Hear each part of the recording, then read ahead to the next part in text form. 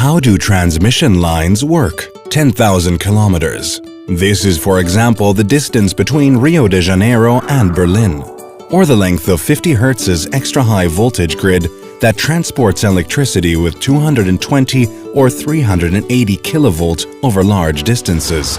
Our transmission system connects the renewable and conventional sources with the regional and local distribution systems. From the distribution systems, the electricity is then delivered to the households. Over land, the electricity is almost exclusively transmitted using high-voltage overhead lines and only in special cases via underground cables. One important element of overhead lines are the pylons. They carry the conductors. The 50 Hz grid contains about 14,000 pylons. In particular, two-level pylons where the conductors are arranged in a triangle, thus forming a system, or in other words, an electric circuit. Conductors have to be isolated from the earth pylon. They are therefore fixed with isolators. Normally, the difference between 220 and 380 kilovolt lines can be pinpointed by checking the number of isolators. 220 kilovolt lines frequently have 2, 380 kilovolt lines 3 or 4 isolators. The electricity is transported through conductors in form of small electrons with a negative charge. The live conductors are made of aluminum steel, a conductive material. Earth wires are attached to the top of the pylons. They do not transport electricity but protect the live conductors against lightning strikes. The overhead lines of the 50 Hz high voltage grid are usually equipped with 2 electrical circuits. Electricity flows on the left and the right side. If one system or even the entire line fails, the rest of the power grid ensures the secure and uninterrupted electricity supply. This securing principle is called N-1. When 50 Hz decides to build new lines, we respect certain rules. We avoid residential areas wherever possible, bundle the lines with other infrastructures such as streets or railways, and try to affect natural areas as little as possible. We compensate any environmental impact. Protecting human beings, wildlife, and nature is our highest priority.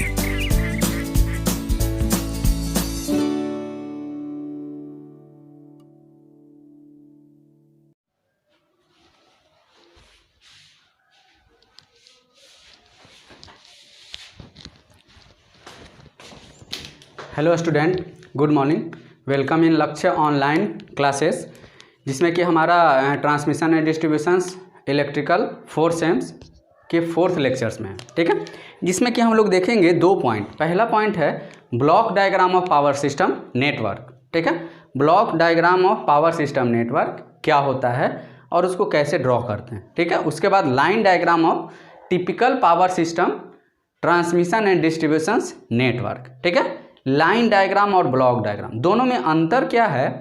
Line diagram मतलब कि एक single line में हम लोग बना देते हैं कि जनरेटिंग स्टेशन से कंज्यूमर, एक single line diagram. Block diagram मतलब कि केवल ब्लॉक दिखलाया जाता है, ठीक है। लेकिन लाइन डायग्राम रहे या ब्लॉक डायग्राम, दोनों इंक्लूड करता है 3 फेज सिस्टम का, क्योंकि हम लोग जनरेट क्या करते हैं?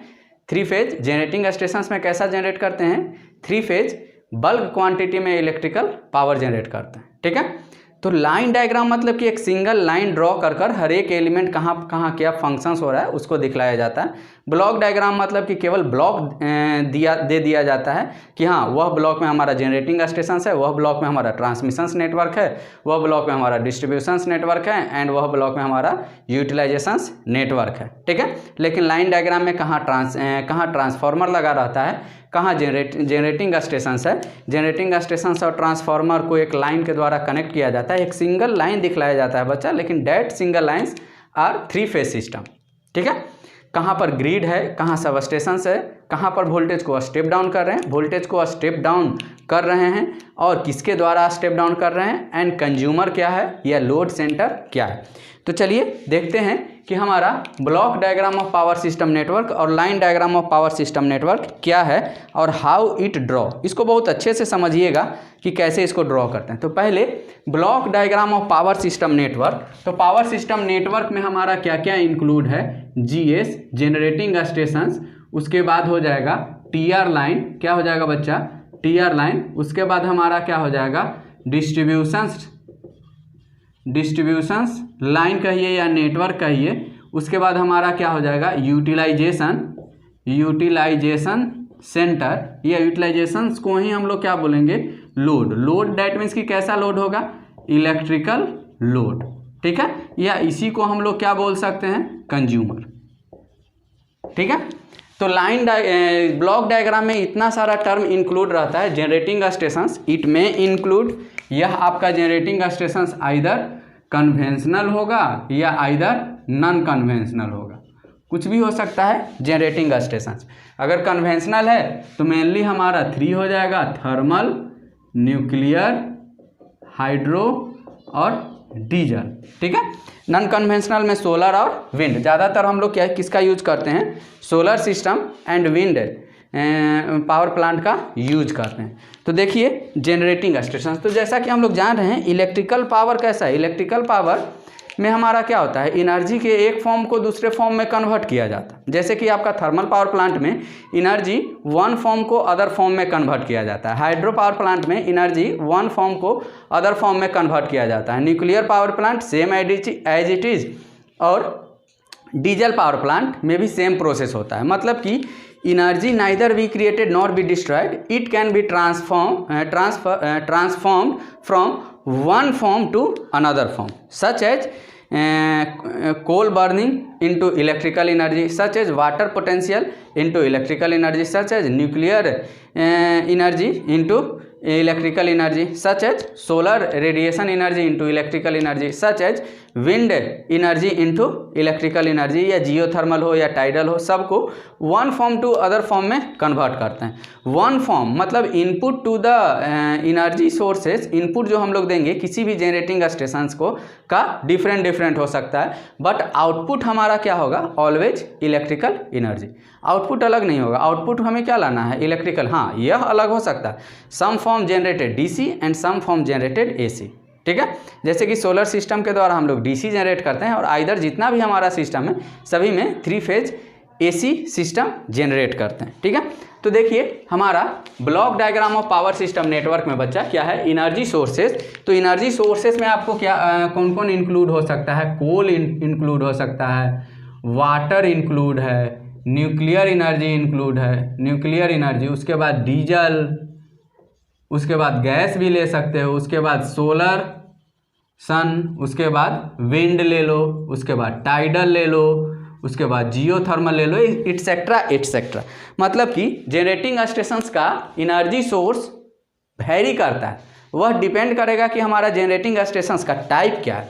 अब यह जनरेटिंग स्टेशंस में इलेक्ट्रिसिटी जनरेट किए तो कितना किलो वोल्ट पे जनरेट किए, जनरेटिंग वोल्टेज हमारा कितना है, जनरेटिंग वोल्टेज हमारा कितना है 11 kV। मतलब कि जो अल्टरनेटर हम लोग डिजाइन करते हैं, जनरेटिंग वोल्टेज 11 kV इसलिए जनरेट करते हैं कि जो अल्टरनेटर हम लोग डिजाइन किए वह 11 kV पे ही हम लोग डिजाइन करते हैं। उसका जो वाइंडिंग स्ट्रक्चर होता है वह 11 kV के कैपेसिटी को विथस्टैंड बहुत आसानी से कर सकता है। जैसे जैसे हम लोग जनरेटिंग वोल्टेज बढ़ाएंगे, वाइंडिंग में जो वायर रहता है, वायर का थिकनेस, इंसुलेशन थिकनेस बढ़ते जाएगा, और जैसे जैसे इंसुलेशन थिकनेस और वायर का थिकनेस बढ़ते जाएगा हमारा वाइंडिंग का स्ट्रक्चर काफ़ी बल्की होते जाएगा। इसलिए हम लोग क्या करते हैं, लो वोल्टेज पे इलेक्ट्रिकल पावर को जनरेट करते हैं और ट्रांसफार्मर के द्वारा उस लो वोल्टेज को हाई वोल्टेज में कन्वर्ट करते हैं और फिर से कंज्यूमर इन पे हाई वोल्टेज को लो वोल्टेज में कन्वर्ट करते हैं। प्रीवियस लेक्चर्स में हम लोग एक्सप्लेन कर चुके हैं हम लोग हाई वोल्टेज पे ट्रांसमिशंस क्यों करते हैं, क्योंकि कॉपर लॉस हमारा कम जाता है, लॉस कमेगा जिससे हमारा एफिशिएंसी क्या होता है, बढ़ जाता है। इसलिए हम लोग हाई वोल्टेज पे इलेक्ट्रिकल पावर को ट्रांसमिट करते हैं। हाई वोल्टेज पे ट्रांसमिट करने का एक और रीज़न कह सकते हो, क्योंकि जनरेटिंग स्टेशन और कंज्यूमर के बीच काफ़ी ह्यूज डिफरेंस है। अगर हम लो वोल्टेज पे कहें ट्रांसमिशंस करें तो हो सके तो लॉस बढ़ जाए, लॉस बढ़ने के साथ साथ वोल्टेज ड्रॉप बढ़ जाए, ठीक है। इसलिए हम लोग हाई वोल्टेज पे ट्रांसमिट करते हैं। अब जो जनरेटिंग स्टेशंस में कितना पावर जनरेट किए, bulk amount of electrical power, यह बल्क अमाउंट को कहाँ पहुँचाना है, यूटिलाइजेशन सेंटर को हम लोग कंज्यूमर भी बोल सकते हैं। It is so called consumer as well as load. कैसा लोड, इलेक्ट्रिकल लोड है तो कैसा लोड हो जाएगा, इलेक्ट्रिकल लोड हो जाएगा। अब यह ट्रांसमिशन सिस्टम, तो transmission system include tower, pole, conductor,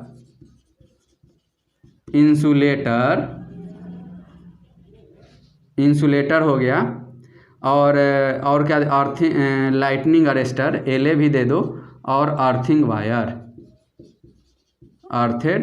wire, ठीक है। मेनली हमारा transmission system include tower, pole, conductor, insulator, lightning arrester, earthed wire. अब यह ट्रांसमिशन सिस्टम हम लोग कहाँ से कैसे करते हैं, हाई वोल्टेज, कितना पे करते हैं, हाई वोल्टेज डैट मीन्स कि 33 kV हमारा ट्रांसमिशन वोल्टेज आ जाएगा, 66 kV, 132 kV, 220 kV, 440 kV dash dash dash, 765 kV dash dash dash, 1200 kV। क्यों करते हैं हाई वोल्टेज पे, जिससे कि पावर लॉस हमारा घट जाए, जिससे कि इफिशिएंसी हमारा बढ़ जाए, ठीक है। देख लो ट्रांसमिशन हम लोग हाई वोल्टेज पे क्यों करते हैं, क्योंकि पावर लॉस हमारा कम जाए और इफिशिएंसी क्या हो जाए, बढ़ जाए। और टर्म आगे हम लोग आएंगे, नंबर ऑफ कंडक्टर, मतलब कि कंडक्टर साइज पे क्या इफेक्ट पड़ेगा, कंडक्टर साइज पे भी यह इफेक्ट आता है, और वोल्टेज ड्रॉप इन लाइन, यह दोनों फैक्टर पे भी आता है। तो यह फैक्टर, यह दोनों पॉइंट को जब हम लोग इसका डेरिवेशंस करेंगे वहाँ देखेंगे कि क्या क्या पॉइंट से कैसे इक्वेशंस आता है जिससे कि यह दोनों पॉइंट पे इफेक्ट आता है। अब जब ट्रांसमिशंस कर लिए तो ट्रांसमिशंस तो हाई वोल्टेज पे है, तो कंज्यूमर को तो हाई वोल्टेज चाहिए नहीं, कंज्यूमर को कितना चाहिए, 443 फेज 4 वायर सिस्टम। तो फिर से इसको कहाँ भेजा जाता है, डिस्ट्रीब्यूशन सिस्टम में, ठीक है। Distribution relates to low voltage, यह जो डिस्ट्रीब्यूशन सिस्टम है यह किससे रिलेशंस में रहता है, distribution system relates to low voltage, और distribution system is near to the consumer, transmission system is near to the generating stations और started from the generating stations. Distribution system is near to the consumer and ending from the load centre या consumer, ठीक है। तो हमेशा याद रखिएगा generating station के पास से ही हम लोग ट्रांसफार्मर लगाकर ट्रांसमिशन लाइन जनरेट करते हैं, और वह ट्रांसमिशन लाइन नियरेस्ट ग्रिड में जाता है या सब स्टेशंस में जाता है, जहां पर उसको स्टेप डाउन करते हैं। ग्रिड में दोनों काम होता है, स्टेप अप भी होता है, step down, according to requirement. लेकिन जैसे ही स्टेप डाउन किए तो हम कहाँ जा रहे हैं, डिस्ट्रीब्यूशंस की तरफ जा रहे हैं, और जैसे जैसे वोल्टेज को स्टेप अप करते जाएंगे, मतलब again we have to go to the transmission system. हो सकता है इंटरकनेक्टेड सिस्टम का हम लोग यूज कर रहे हैं, वहाँ पर वोल्टेज को मेनी टाइम्स क्या किया जाता है, स्टेप अप और स्टेप डाउन करते हैं, ठीक है।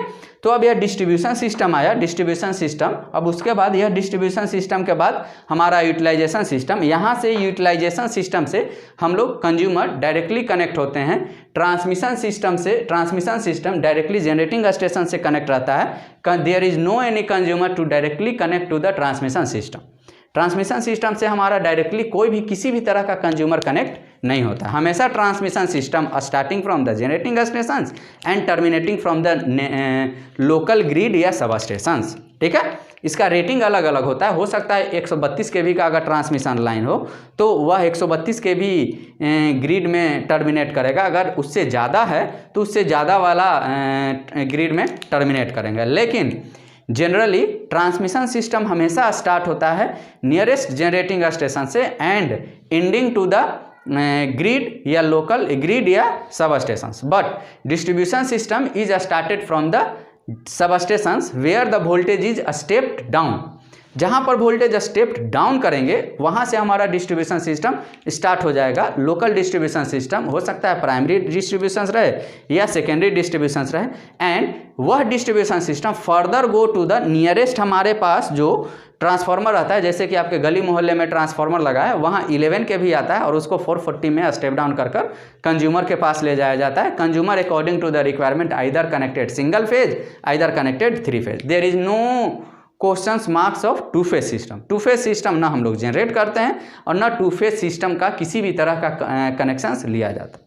ठीक है, हमेशा connections is done in 2 mode. 1 mode is a single phase mode and other mode is a 3 phase mode. There is no any 2 phase mode. तो यह हमारा एक तरह का ब्लॉक डायग्राम है। इसमें से हर एक पॉइंट को आपको याद रखना है, मेमोरी वाइज याद रखना है कि कहाँ कहाँ वोल्टेज को स्टेप अप करते हैं और स्टेप अप करने के पीछे रीजन क्या है, और वोल्टेज को फिर से स्टेप डाउन क्यों करते हैं। क्योंकि देखो जितना भी इलेक्ट्रिकल लोड है सब तुम्हारा 220 सिंगल फेज और 3 फेज पे जो हमारा 440 है उसी पे डिजाइन होता है। जैसे कि 3 फेज मोटर हो गया, और डोमेस्टिक में हमारा जितना भी लोड है सब सिंगल फेज होता है। कमर्शियल में some loads are 3 phase, some loads are single phase, it में vary according to requirement.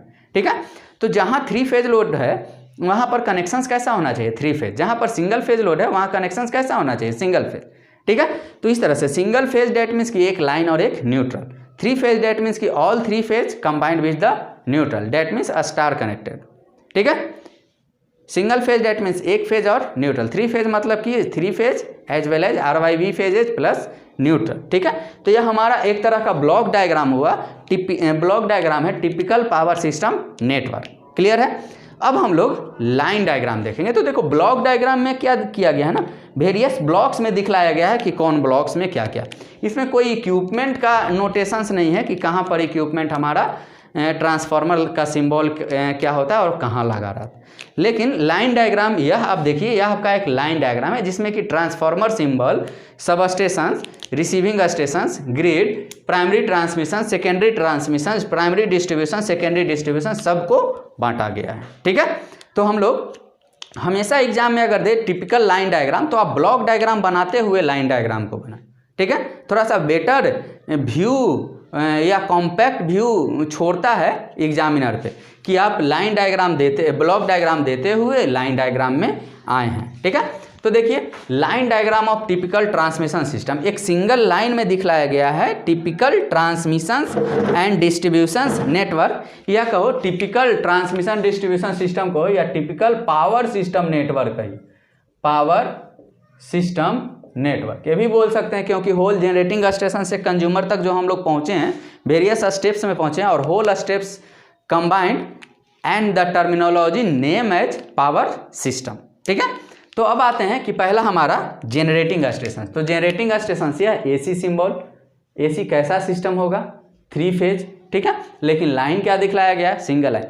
Suppose that कि यह हमारा जो लाइन डायग्राम है वह 132 kV का ट्रांसमिशन नेटवर्क है, 132 kV का ट्रांसमिशन नेटवर्क है। इट में इंक्लूड 132 हो सकता है, 66 kV हो सकता है, 220 किलोवोल्ट हो सकता है, 440 किलोवोल्ट हो सकता है, 765 किलोवोल्ट हो सकता है, या 1200 किलोवोल्ट हो सकता है, कोई भी हो सकता है। ठीक है, ऐसा नहीं कि यहाँ पर हम लोग 11 लिखे हैं तो 132 भी लिखे। कोई स्टूडेंट बनाना चाहता है कि सर हम 440 का बनाए तो 440 लिख दो, उसके अकॉर्डिंग सारा स्टेप डाउन करेंगे। ठीक है, लेकिन इनपुट तो यह ट्रांसफार्मर का इनपुट क्या रहेगा 11 kV। जैसे कि यहाँ पर अल्टरनेटर लगा हुआ है, जो अल्टरनेटर यह हमारा कितना किलोवोल्ट पे इलेक्ट्रिसिटी जनरेट किया 11 किलोवोल्ट पे। अब यह 11 किलोवोल्ट पे किया, ठीक है 11 किलोवोल्ट पे किया। अब इसको कहाँ ले गए ट्रांसफार्मर के पास, TRF। यह कैसा ट्रांसफार्मर देखिए वोल्टेज के लेवल को क्या कर रहा है 11 से 132 कर रहा है, मतलब कि यह कैसा होगा स्टेप्ड अप ट्रांसफार्मर, वोल्टेज के लेवल को क्या कर रहा है बढ़ा रहा है। अब यह सारा का यह काम कहाँ होता है, यह ट्रांसफार्मर कहाँ लगा हुआ है, यह जनरेटिंग स्टेशंस के जनरेटिंग स्टेशंस के पास एक स्विच यार्ड होता है, स्विच यार्ड, जहाँ पर यह सारा फंक्शंस होता है। अब यह 132 kV का किए तो यह लाइन देखो ध्यान से, यह वाला लाइन, यह जो ग्रीन से हम हैच कर रहे हैं, यह लाइन तुम्हारा कितना किलोवोल्ट का हो गया 132 किलो वोल्ट, क्योंकि ट्रांसफार्मर का यह वाला वाइंडिंग 11, यह वाला वाइंडिंग 132 किलो वोल्ट को स्टेप अप करता है। कैसे करता है हम लोग देखेंगे। जब तुम डीसी मशीन एंड ट्रांसफार्मर देखोगे तो V1/V2 बराबर N1/N2 प्रिंसिपल पे हमारा ट्रांसफार्मर काम करता है और वोल्टेज के लेवल को नंबर ऑफ टर्न्स के अकॉर्डिंग क्या करता है, इंक्रीज करता है। ठीक है, ये सब चीज़ आप ट्रांसफार्मर में देखोगे बहुत अच्छी तरीके से। अब यह 132 kV का लाइन रिसीविंग स्टेशन के पास गया। इस रिसीविंग स्टेशन को इट में शो कॉज ग्रिड या सब स्टेशन, यहाँ पर क्या हो सकता है, ग्रिड भी हो सकता है, सब स्टेशन भी हो सकता है। तो देखो यहाँ पर यह वाला जो ट्रांसफार्मर लगा हुआ है, यह जो ट्रांसफार्मर लगा हुआ है, यह एक्चुअली रहता है यहीं पर। ठीक है, ऐसा नहीं कि बीच लाइन में कहीं होता है। ऐसा नहीं देखे होगे कि दो टावर है और टावर के बीच में ट्रांसफार्मर लगा दिया गया है और ट्रांसफार्मर के द्वारा वोल्टेज के लेवल को क्या कर रहे हैं, बढ़ा रहे हैं। ऐसा नहीं होता है। ठीक है, ऐसा नहीं होता। कहीं पर बीच में नहीं देखे होगे, एक प्लेस में देखे होगे जहाँ पर वेरियस इक्विपमेंट लगा रहता है और बाहर से बाउंड्री किया रहता है। ठीक है, तो यह हमारा कहाँ, यह ट्रांसफार्मर कहाँ रहता है, यह रिसीविंग स्टेशन कहिए या ग्रिड कहिए। तो यहाँ पर वोल्टेज के लेवल को 132 से कितना ले गए, 33 kV। यह वाला लाइन हमारा क्या कहलाया, प्राइमरी ट्रांसफार्मर, मतलब कि first step of the transmission line. यह गया तो यहाँ पर कैसा ट्रांसफार्मर रहेगा, स्टेप डाउन। क्योंकि क्या किया जा रहा है, वोल्टेज को लेवल को घटा रहे हैं। तो जैसे जैसे तुम वोल्टेज को लेवल को घटाओगे तुम कहाँ जाने लगोगे, डिस्ट्रीब्यूशंस की तरफ जाने लगोगे। अगर ये 132 से तुम फिर से कर दिए 440 तो तुम डिस्ट्रीब्यूशंस की तरफ नहीं जा रहे हो, कहाँ जा रहे हो, ट्रांसमिशंस की तरफ। ठीक है, तो जहाँ कहीं भी वोल्टेज का लेवल घटते आ रहा है तो डैट मीन्स कि we go to the distribution centre या डिस्ट्रीब्यूशन नेटवर्क या we go to the consumer. ठीक है, अब जो आया यह वाला, तो यहाँ से यहाँ तक का लाइन देखिए, यह जो रेट से हैचिंग कर रहे हैं, यह लाइन कितना किलो वोल्ट का हो गया बच्चा, देखो 132 यहाँ आया, 33 यहाँ निकला, मतलब कि यह लाइन हमारा कितना हो गया, 33 kV। यह काम कहाँ हुआ, रिसीविंग स्टेशन, इट में ऑल्सो कॉल्ड सब स्टेशन या ग्रिड। ठीक है, यह रिसीविंग है। यहाँ से बहुत सारा सब स्टेशन आउटवर्ड जाता है, बाहर जाता है, क्योंकि ग्रिड में इंटरकनेक्टेड सिस्टम होता है। आप यह देखे होगे इंटरकनेक्टेड सिस्टम, पढ़े होगे थर्ड सेम जनरेशंस में। इंटरकनेक्टेड सिस्टम मतलब कि एक ग्रिड बहुत सारे ग्रिड से या बहुत सारे सब स्टेशन से कनेक्ट रहता है। मतलब कि पावर लैप्स कहीं हुआ तो वह ग्रिड आदान प्रदान, मतलब कि अगर उसका कमा तो वह दे दिया, उसका कमा तो वह दे दिया, इस तरह से मैनेज करता है। तो इधर सब स्टेशन में चला गया, नियरेस्ट जहाँ पर जाना था इधर चला गया। अब ये 132 kV का लाइन यहाँ से यहाँ वाला जो लाइन कहलाया हमारा क्या कहलाएगा, सेकेंडरी ट्रांसमिशन। तो देखिए प्राइमरी ट्रांसमिशन कितना है, 132 kV, सेकेंडरी ट्रांसमिशन कितना हो गया, 33 kV, मतलब दोनों हाई वोल्टेज। 132 kV में टोका कभी फंसाए हो या 33 kV में नहीं, क्योंकि हम लोगों को प्रिस्क्रिप्शंस में या कोई इक्विपमेंट ही नहीं बना है जो उतना हाई लेवल के वोल्टेज पे रन कर सके। अब यह फिर से लाइन आगे गया, देखिए यह लाइन आगे गया, फिर से यह कैसा, यह सिंबल कैसा किसका, फिर से ट्रांसफार्मर आया। तो देखो जिसका नंबर ऑफ टर्न्स ज़्यादा है और जिसका कम है वह स्टेप डाउन। इसमें देखिए प्राइमरी का कम है और सेकेंडरी का ज़्यादा है तो स्टेप अप। फिर से यह वाला है, यह काम कहाँ हो रहा है, यह सब स्टेशन में हो रहा है। यह क्या है, एक सब स्टेशन है। यह भी आप इधर से भी इंटरकनेक्टेड सिस्टम है तो ये भी सब स्टेशन हो जाएगा, ये भी सब स्टेशन हो गया। एक सब स्टेशन बहुत सारे एरियाज को सप्लाई दे रहा है। ठीक है, तो यह वाला काम भी कहाँ हो रहा है, यह सब स्टेशन में, मतलब कि 33 से कितना गया, 11, तो यहाँ पर भी क्या हो जाएगा, स्टेप डाउन। ठीक है, यह वाला यहाँ से यहाँ, यह जो फिर से रेट से हैचिंग कर रहे हैं तो देखिए स्टेप डाउन कर कर कितना किलो वोल्ट पे लाएं, 11 किलो वोल्ट, मतलब कि वोल्टेज का लेवल अब घटा दिए। तो यह वाला जो यहाँ से यहाँ तक का लाइन है यह हमारा क्या कहलाएगा, प्राइमरी डिस्ट्रीब्यूशन लाइन। क्लियर है, यह हमारा क्या कहलाएगा, प्राइमरी डिस्ट्रीब्यूशन लाइन। अब ये जो 11 kV है, यह 11 kV इधर से गया, ये भी 11 kV, ये भी 11 kV वाला लाइन कहाँ चला जाएगा, गली मोहल्ले के डिस्ट्रीब्यूशन ट्रांसफार्मर में। ठीक है, जैसे ही वह डिस्ट्रीब्यूशन ट्रांसफार्मर में गया वह 11 kV, यह इनपुट कितना हो गया 11 kV, अब यह 440 में कन्वर्ट कर देगा। डैट मीन्स कि 440 हो जाएगा आपका इस तरह का सिस्टम। यह किसका है, स्टार। ठीक है, 440 में कन्वर्ट कर दिया और यहाँ से कंज्यूमर अपनी आवश्यकता अनुसार इलेक्ट्रिसिटी को क्या करता है, टेक करता है। जैसे कि अगर 3 फेज सिस्टम है तो all the 3 phase and neutral, and single phase system है तो all the A1 single phase and neutral. तो यहाँ पर हमारा कैसा कहलाया, प्राइमरी डिस्ट्रीब्यूशन। अब जो यहाँ से 440 लाइन निकला, देखो यहाँ से जो 440 लाइन निकला, यह 440 लाइन पे डायरेक्टली कौन कनेक्ट रहेगा, कंज्यूमर, और यह हमारा क्या कहलाएगा, सेकेंडरी डिस्ट्रीब्यूशन नेटवर्क। मतलब कि line diagram of power system network can be divided into 4 types. First types is a primary transmission, second types is a secondary transmission, फिर उसके बाद third is a primary distribution and second is a secondary distribution. That means कि transmission line network can be divided into 2 sub category. One sub category is a primary transmission and second sub category is a secondary transmission, and both primary and secondary transmissions relates to the high voltage, but primary transmission is voltage level always high with always high according to the secondary transmissions। मतलब कि primary transmissions का voltage level ज़्यादा होगा compare to the secondary transmissions, उसी तरह से primary distributions का voltage level ज़्यादा होगा compare to the secondary distributions of the electrical power system network. Clear है?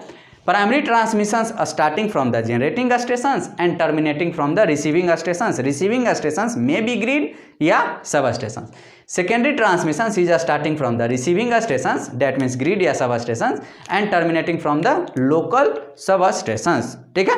And primary distributions are starting from the substations and ending from the local distribution transformer, जो कि हमारे गली मोहल्ले के पास में ट्रांसफार्मर रहता है। वह ट्रांसफार्मर पे 11 के भी आता है और 440 वोल्ट या कहिए 220 line to neutral volt out होता है। और consumer directly connected to the secondary distributions. Consumer कहाँ कनेक्ट होता है? Secondary distributions. प्राइमरी डिस्ट्रीब्यूशंस पे नहीं कनेक्ट होता है, ट्रांसमिशंस पे नहीं कनेक्ट होता है, प्राइमरी ट्रांसमिशंस पे नहीं कनेक्ट होता है, लेकिन प्राइमरी ट्रांसमिशंस कहाँ कनेक्ट होता है?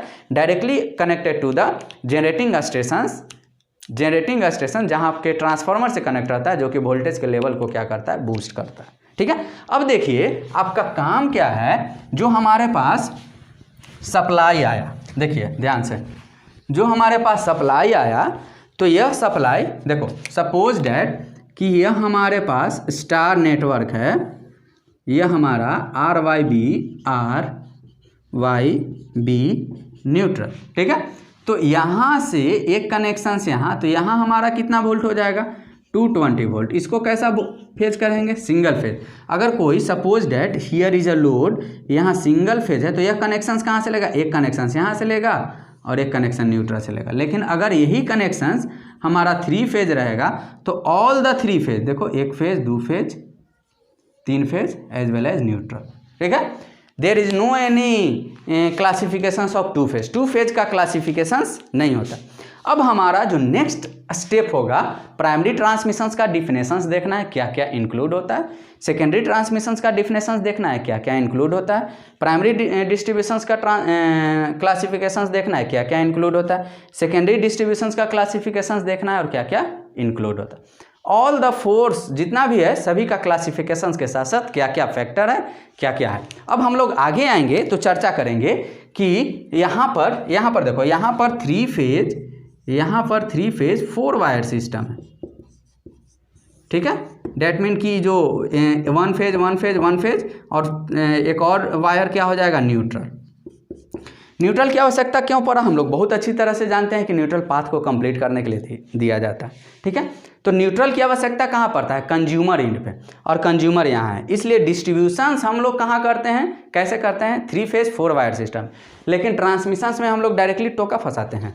टोका फंसाना मतलब समझता नहीं, तार है, तार पे टोका फंसा जाना, और पोल पे टावर पे टोका कभी फंसा है नहीं। तो वहाँ पर 4 वायर की चौथा वायर न्यूट्रल की रिक्वायरमेंट है नहीं। तो वहाँ पर हमारा 3 फेज 3 वायर सिस्टम होता है। प्राइमरी ट्रांसमिशन, सेकेंडरी ट्रांसमिशन, यह सब हमारा 3 फेज 3 वायर सिस्टम होता है। ठीक है?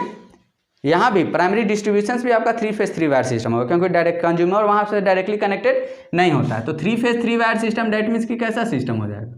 Delta system. ठीक है? क्योंकि डेल्टा में हमारा क्या होता है? 3 फेज 3 वायर सिस्टम होता है। ठीक है? ये सब का चर्चा आपको प्राइमरी ट्रांसमिशंस में, सेकेंडरी ट्रांसमिशंस में, प्राइमरी डिस्ट्रीब्यूशंस में, सेकेंडरी डिस्ट्रीब्यूशंस में अगेन करेंगे। ठीक है? तो ऐसे भी देखो, तुम कहोगे कि नहीं सर हम 3 फेज 4 वायर सिस्टम करेंगे ट्रांसमिशन, तो बाबू एक वायर का अननेसेसरी कॉस्ट इंक्रीज हो जाएगा। ठीक है? तो कॉस्ट इंक्रीज हो जाएगा, तो ट्रांसमिशन लाइन का जो डिजाइन करोगे वह काफ़ी कॉस्टली हो जाएगा। इसलिए हम लोग जो जिस वायर का यूज नहीं है उस वायर का, उसमें किसी भी तरह का असेंबलिंग नहीं करते हैं। ठीक है? तो यह हमारा हुआ line diagram of typical power system network. 132 kV का है। We have to design up to 440 या 765 up to 1200 kilo volt. Clear है। तो नेक्स्ट लेक्चर्स में हम लोग फिर से आते हैं। प्राइमरी डिस्ट्रीब्यूशंस क्या होगा, सेकेंडरी ट्रांसमिशंस क्या होगा, प्राइमरी डिस्ट्रीब्यूशंस क्या होगा और सेकेंडरी डिस्ट्रीब्यूशंस क्या होगा। क्लियर है। तो आई होप आपको अच्छे से लाइन डायग्राम समझ में आया होगा, और इस लाइन डायग्राम का हम फिगर भी बोर्ड पर दे रहे हैं, दिए होंगे, और एक एनिमेटेड लेक्चर्स भी इसमें हम अटैच करते जाएंगे, जिससे कि बातें आपको क्लियर होते जाए अच्छे से। लेक्चर्स को ध्यान से देखिएगा, जो पॉइंट बोर्ड पर एक्स्ट्रा लिखते हैं उस पॉइंट को भी आप अपने नोटबुक में मैनेज करिएगा। अदरवाइज आपको जो भी यूनिट जैसे ही ख़त्म होता है, पीडीएफ के साथ साथ जो पीडीएफ जाएगा वो तो जाएगा ही, और उसके साथ साथ ऑब्जेक्टिव क्वेश्चंस का भी बंचिंग रहेगा वह पीडीएफ में, और सारे के सारे ऑब्जेक्टिव को आपको नोट कॉपी में लिखना है। चलिए मिलते हैं। Okay, thank you.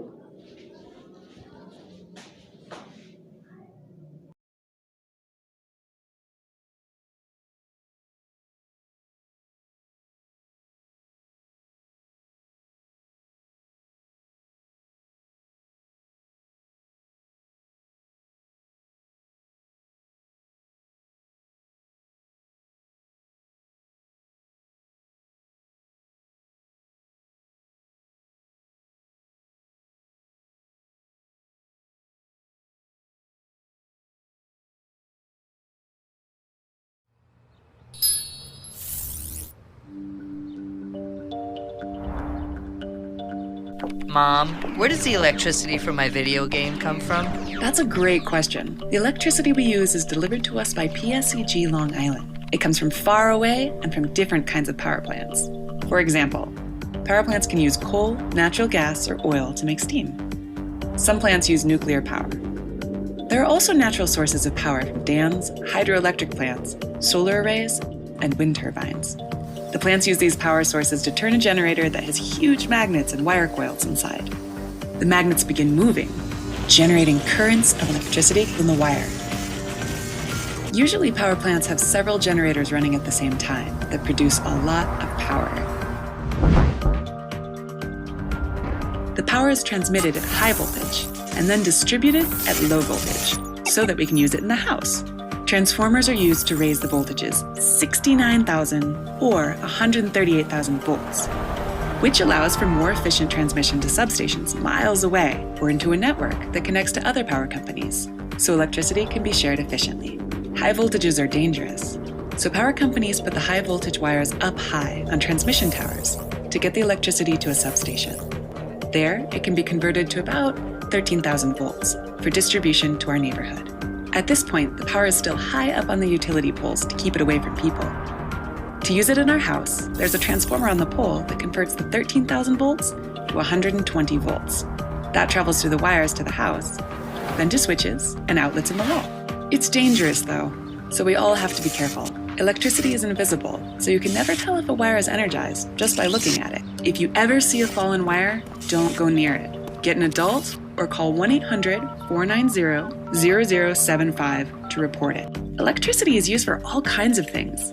Your video games, for charging your tablet or phone, the television, the lights, and almost all of our appliances.